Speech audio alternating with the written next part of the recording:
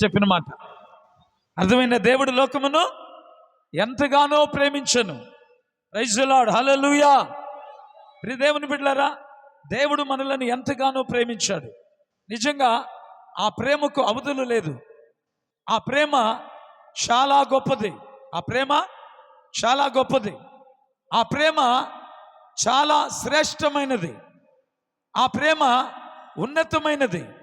ఆ ప్రేమ గొప్పది గొప్పది. నిజంగా ఆ ప్రేమ లేకపోతే మనం ఈ స్థలంలో ఇక్కడ ఉండేవాళ్ళమే కాదు. ఎందుకో తెలుసా? దేవుడు మనలను ఎప్పుడు ప్రేమించాడనంటే మనం ఇంకనూ పాపంలో ఉండగానే దేవుడు మనలను ప్రేమించాడు. మనం ఇంకనూ పాపంలో ఉండగానే దేవుడు మనలను ప్రేమించాడు.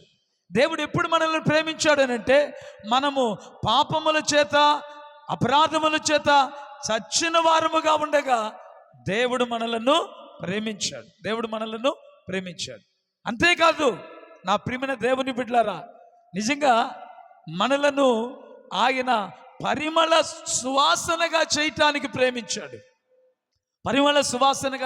ప్రేమించాడు. ఇందులో ఏం కనబడుతుందంటే దేవుని ప్రేమ కనబడుతుంది. దేవునికి స్తోత్రం, హల్లెలూయా. దేవుని ప్రేమ కనబడుతుంది. ఆ ప్రేమే ఇంతవరకు మనలను కాపాడుతూ వచ్చింది. ఇంతవరకు మనకి జీవితాన్ని ప్రసాదించింది. అయితే నేను మీకు ఇంకొక మాట చెప్తాను. నిజంగా దేవుడు మనల్ని ఇంతగా ప్రేమించాడు కదా. ఎప్పుడు ప్రేమించాడు చెప్పండి? పాపములో ఉన్నప్పుడు ప్రేమించాడు, చచ్చిన వారముగా ఉన్నప్పుడు ప్రేమించాడు, లోకానికి అసహ్యంగా ఉన్నప్పుడు ప్రేమించాడు, చీకటిలో ఉన్నప్పుడు ప్రేమించాడు, దేవునికి శత్రువులుగా ఉన్నప్పుడు ప్రేమించాడు, దేవుడెవరు ఎరగక లోకములో ఉన్న వాటిని దేవునిగా భావించి బ్రతుకుతున్నప్పుడు ప్రేమించాడు. అంతగా ప్రేమించి మనలను చేర్చుకున్నాడు. ఈ రోజున మిమ్మల్నే కాదు, ఇదిగో ఈ గ్రామం అంతటిని ప్రేమించాడు ఆయన. కనుక మనము తన అద్వితీయ కుమారునిది విశ్వాసం ఉంచడం ద్వారా నిత్య జీవాన్ని మనకు అనుగ్రహించాడు. నేను మీకు చెప్పాలనుకున్న ఇంకొక మాట ఏంటంటే, దేవుడు ఇంతగా మనలను ప్రేమిస్తే మనము కూడా ఆ ప్రేమలో పరిపూర్ణులమై ఉండాలి. స్తోత్రం, హల్లెలూయా. మనము కూడా ఆ ప్రేమలో ఏమై ఉండాలి చెప్పండి? పరిపూర్ణులమై ఉండాలి. అంటే అర్థం ఏంటి? యేసయ్య ఏ ప్రేమను మన మీద చూపించాడో అదే ప్రేమ మన సహోదరుల మీద మనము చూపించాలి. ఎవరి మీద చూపించాలి? మన సహోదరుల మీద చూపించాలి. అదేనా? ఇదిగో నశించిపోతున్న అనేక మంది మన సహోదరులు లోకంలో ఉన్నారు. వారి మీద మనం కూడా ఆ ప్రేమను చూపించాలి. మన కొరకు ఆయన తన్ను తాను త్యాగం చేసుకున్నాడు.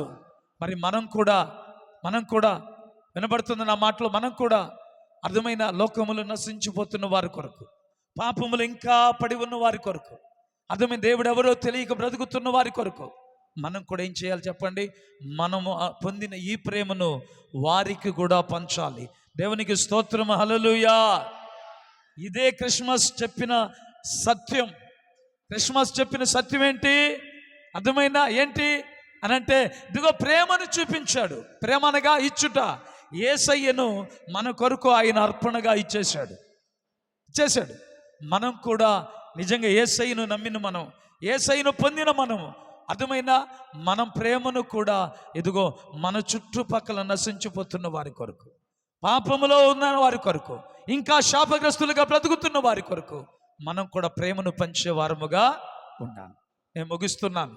రెండు మాటలు ఏం నేర్చుకున్నారు చెప్పండి? ఒకటి, దేవుడు మనలను ప్రేమించాడు, మనము మన సహోదరులను ప్రేమించాలి. యేసయ్య చూపించిన ప్రేమ మనలను రక్షించింది. మనము చూపించే ప్రేమ ఇదిగో అనేకులకు రక్షణకు కారణముగా మారాలి. దేవుడి మాటలు దీవించునుగాక. మేన్ ప్రార్థన చేసుకున్నామా? ఏజాస్ పాస్టర్ ప్రార్థన చేస్తాడు. ప్రార్థనలో ఏకీభవించుదాం. చిన్న ప్రార్థన, మీరు అలాగే ఉండండి. ప్రార్థన చేద్దాం. పరిశుద్ధుడా, జయముగల తండ్రి, సర్వశక్తిమంతుడాని స్తోత్రాలు ప్రభువా. ఈ 2024 సంవత్సరంలో కూడా ఈ చివరి నెలల ప్రభువా, ఈ శ్రీమికిస్మిసిన ప్రభువా, ఈ యొక్క ఆనందము సంతోషము నాయన మా అందరి పట్లను అనుగ్రహించినందుకు స్తోత్రాలు. చెప్పబడిన మాటలనైనా నీ వాక్యమునైనా అనేక మందిలో నీరు గట్టి ఫలింపు చేయమని ప్రార్థిస్తూ ఈ ఆశీర్వాదమైన యొక్క దీవెనను కుమ్మరించమని, ఇది ముందున్న సమయం అంతటి కూడా ప్రభువా నీ మహిమకరముగా జరిగి సహాయం చేయమని యేసుక్రీస్తు నామములో ప్రార్థించుకున్నాం తండ్రి. ఓకే, ఈ సమయంలో చిన్నపిల్లలకి ప్రైజులు ఇచ్చే కార్యక్రమం ఉంటుంది క్రిస్మస్కి. ఓకే, సరేనా? క్రిస్మస్